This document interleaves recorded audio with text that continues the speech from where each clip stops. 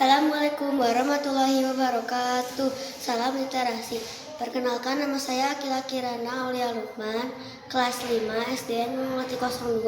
Di sini saya akan mempresentasikan tugas tantangan literasi bulan Juli, yaitu tentang olahraga tradisional. Hadangan.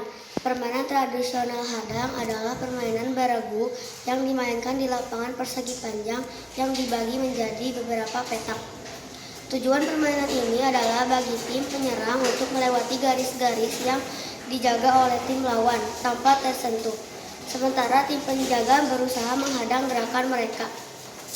Sekian dari saya. Wassalamualaikum warahmatullahi wabarakatuh.